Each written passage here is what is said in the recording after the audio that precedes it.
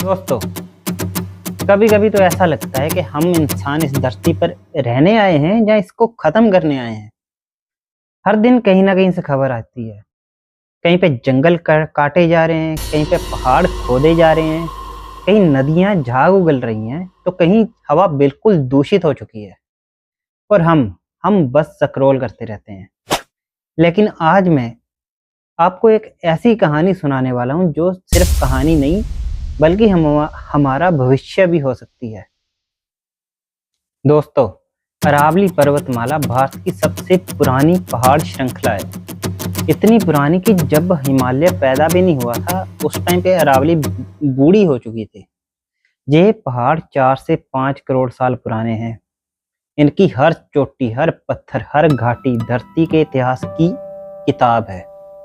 यह सिर्फ पहाड़ नहीं, एक ढाल है जो राजस्थान के रेगिस्तान को दिल्ली तक आने से रोकती है, जो एनसीआर की हवा को संतुलित रखती है, जो मॉनसून की हवाओं को दिशा देती है, जो हजारों जानवरों, पक्षियों और पेड़ों का घर है।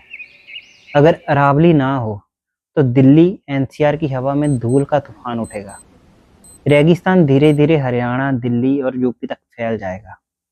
गर्मी 2 से 3 डिग्री और बढ़ जाएगी, बारिश कम हो जाएगी और भूजल का स्तर और नीचे चला जाएगा। हाल ही में एक फैसला आया कि 100 मीटर से कम ऊंचाई वाले पहाड़ अरावली नहीं माने जाएंगे। इरादा अच्छा है, अवैध माइनिंग रोकना। लेकिन असली खतरा कहाँ है? अरावली छोटे और बड़े पहाड़ों का एक पूरा परिवार है। छोटे पहाड़, छोटे टीले, छोटी रेंज, ये सब मिलकर एक इकोसिस्टम बनाते हैं। अगर छोटे पहाड़ अरावली नहीं माने जाएंगे तो माइनिंग कंपनियां कहेंगी ये तो अरावली नहीं है, इसे काट दो। और जब छोटे पहाड़ कटेंगे तो बड़े पहाड़ अकेले बढ़ जाएंगे, और जब कोई ढाल अकेली पड़ती है तो वो टूट जाती है। ये ठीक वैसा ही है जैसे हम किसी दीवार से एक एक ईंट निकालना शुरू करते हैं और फिर एक दिन वो दीवार अपने आप गिर जाएगी। अरावली पर्वतमाला भारत की सबसे पुरानी पहाड़ श्रृंखला है, लेकिन पिछले कुछ दशकों में इसे जिस तरह से काटा गया है वह किसी प्राकृतिक त्रासदी से कम नहीं है। जहां मैं वो मुख्य घटनाओं के बारे में बता रहा हूँ जिनसे अरावली को सबसे ज्यादा नुकसान पहुंचा है। सबसे पहले आता है राजस्थान में अवैध माइनिंग का फैलाव। अब सोचो, जब अरावली जैसी पुरानी पर्वतमाला को खोदा जाता है तो सिर्फ पत्थर नहीं टूटते, हमारा इकोसिस्टम टूटता है। कई जगह पहाड़ों को काटकर फार्म हाउस बनाए गए हैं। कई जगह अवैध माइनिंग ने पहाड़ों को अंदर से खोखला कर दिया है। कई जगह जंगल साफ कर दिए गए हैं। कई जगह झरने सूख गए, और इसका असर हमें राजस्थान और दिल्ली पर देखने के लिए मिल भी गया है। ये सिर्फ एक पहाड़ की कहानी नहीं है, बल्कि ये एक पूरी प्रकृति की चीख है जो हमें अभी सुन लेनी चाहिए। अब मैं आपको एक एक करके बताता हूँ कि हमारी धरती को किस किस जगह से नुकसान पहुंचाया जा रहा है। सबसे पहले हमारे जंगलों को काटा जा रहा है। पेड़ सिर्फ लकड़ी नहीं होते, ये बारिश लाते हैं, हवा साफ करते हैं, मिट्टी को पकड़ कर रखते हैं। लेकिन आज जंगलों को डेवलपमेंट के नाम पर काटा जा रहा है। जंगल काटने का असर ये हो रहा है, इससे बारिश कम होती है, मिट्टी बंजर होती है, बाढ़ बढ़ती है, सूखा बढ़ता है, जानवरों का घर खत्म होता है, तापमान बढ़ता है। इसके असली केस हैं निकोबार में लाखों पेड़ काट दिए गए। हैदराबाद में रेलवे लाइन के लिए पूरे जंगल को हटा दिया गया। चंडीगढ़ में शहर विस्तार करने के लिए बहुत सारे पेड़ों का सफाया कर दिया गया। हर पेड़ काटने के साथ धरती का तापमान बढ़ता है, बारिश का पैटर्न बिगड़ता है और जानवरों का घर खत्म होता है। दूसरा है, हमारी नदियां सूख रही हैं। जमुना में झाग उठ रहा है इस टाइम पे। गंगा, जो हमारे देश की सबसे पवित्र नदी है, उसमें कचरा बहता है। साबरमती में इंडस्ट्रियल वेस्ट डाला जाता है। नदियां सिर्फ पानी नहीं, ये हमारी सभ्यता की नसें हैं। नदियां गंदी होने का असर हमारे पीने वाले पानी के ऊपर पड़ता है, वो जहरीला हो जाता है। हमारी खेती खराब हो जाती है, मछलियाँ मरती हैं उसमें, बीमारियाँ फैलती हैं, शहर बीमार हो जाते हैं। जब नदी मरती है तो शहर बीमार हो जाता है पूरा का पूरा। इसमें तीसरा मसला है हवा के जहर का। द हिंदू के अनुसार भारत की हवा दुनिया की सबसे प्रदूषित हवा में शामिल है। दिल्ली में एक्यूआई 400 से 800 तक पहुंच जाता है। 2023 में हालात इतने खराब हुए थे कि स्कूल बंद करने पड़ गए थे और फ्लाइट्स डाइवर्ट करनी पड़ी थी। कोच्चि में 2025 में पानी की कमी और प्रदूषण के कारण लोग पानी के कैन लेकर घूमते दिखे। ये दिखाता है कि हवा और पानी दोनों संकट में हैं। चौथा मसला है वेटलैंड्स और झीलों के खत्म होने का।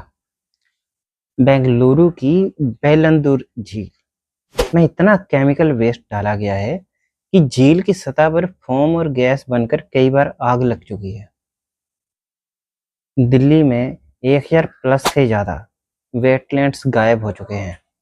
शहर का विस्तार करने के लिए कई तालाब और वेटलैंड्स को मिट्टी डालकर पार्किंग और कॉलोनियों में बदल दिया गया है। दोस्तों, इसमें जो पांचवी प्रॉब्लम है वो है धरती के अंदर के लिए पानी का गिरना। पंजाब में 80% ब्लॉक को डार्क जोन घोषित कर दिया गया है। द हिंदू के अनुसार पंजाब में भूजल इतना नीचे जा चुका है कि कई जगह जमीन भी नीचे धंसने लगी है। वहीं गुरुग्राम में पानी 300 फीट नीचे तक चला गया है। एनसीआर में कंक्रीट और बोरवेल्स ने धरती का पेट खाली कर दिया है। छठवीं प्रॉब्लम है पहाड़ों का टूटना। मेघालय रेड होल माइनिंग, जहां पहाड़ों को अंदर से खोखला कर दिया गया है। कई मजदूर फंस चुके हैं, कईयों की जान चली गई है। अवैध माइनिंग अभी तक जारी है। और वहीं जोशीमठ में भी जमीन धंस चुकी है। उत्तराखंड शहर धीरे धीरे जमीन के अंदर धंसता जा रहा है, कारण पहाड़ों को लगातार काटना और कमजोर करना। सातवीं प्रॉब्लम है समुद्र का बढ़ता स्तर। इसमें पहली घटना आती है सुंदरबन की, बंगाल की। समुद्र के बढ़ते स्तर से कई गांवों को खाली करना पड़ गया था। कई द्वीप थे वो धीरे धीरे पानी में डूब गए थे। मुंबई में समुद्र किनारे की जमीन कट रही है और कई इलाकों में पानी अंदर घुसने लगा है। आठवीं प्रॉब्लम है प्लास्टिक और कचरे का संकट। भारत 3.4 मिलियन टन प्लास्टिक कचरा। इंडिया टुडे की एक रिपोर्ट के अनुसार प्लास्टिक कचरा इतना पैदा करता है। इनमें से बहुत सा प्लास्टिक नदियों और समुद्र में जाता है। समुद्री जीवों की मौत। कई रिपोर्ट्स में बताया गया है कि कछुए, डॉल्फिन और मछलियां प्लास्टिक निगलकर मर रही हैं। दोस्तों, ये सब बातें हवा में नहीं है, ये असली घटनाएं हैं। निकोबार में लाखों पेड़ काटे गए, जमुना झाग से भर गई है, दिल्ली की हवा जहर बन गई है, बेंगलुरु की झील में आग लगी, पंजाब का पानी 300 फीट से नीचे चला गया, मेघालय के पहाड़ खोखले हुए, जोशीमठ जमीन में धंसा और समुद्र ने सुंदरबन के गांवों को डुबो दिया। ये सब मिलकर बता रहे हैं कि हमारी प्रकृति अंदर से टूट रही है। दोस्तों, अब बात करते हैं इसके सॉल्यूशन की। दोस्तों, इसको हल करना कोई मुश्किल काम नहीं है, बस इरादा होना चाहिए। मैं जहाँ कुछ बातें बता रहा हूँ जिससे इस मुश्किल का कुछ हद तक हल हो सकता है। सबसे पहले तो अरावली को वैज्ञानिक आधार पर संरक्षित करना चाहिए। अवैध माइनिंग पर सख्त कार्रवाई होनी चाहिए। नदियों में इंडस्ट्रियल वेस्ट रोकना चाहिए। जंगलों की कटाई पर पूरी रोक होनी चाहिए। वेटलैंड्स को नो कंस्ट्रक्शन जोन घोषित करना चाहिए। भूजल रिचार्ज जोन बचाना होगा और सबसे जरूरी लोगों को जागरूक करना होगा, क्योंकि जब जनता जागती है ना, तभी सिस्टम बदलता है। और अंत में दोस्तों, ये हमारी धरती है और इसको बचाने की जिम्मेवारी भी हमारी है। हम इस देश को छोड़कर कहाँ जाएंगे? ये लड़ाई यहीं इसी मिट्टी पर रह करके ही लड़ी जा सकती है। अरावली सिर्फ पहाड़ नहीं, हमारी ढाल है, हमारी सांस है, हमारा भविष्य है। अगर इसे बचाना है तो आवाज़ उठानी पड़ेगी, वीडियो शेयर करना पड़ेगा, लोगों को बताना पड़ेगा कि कुदरत हमारी नहीं है बल्कि हम इस कुदरत के हैं। Thank you.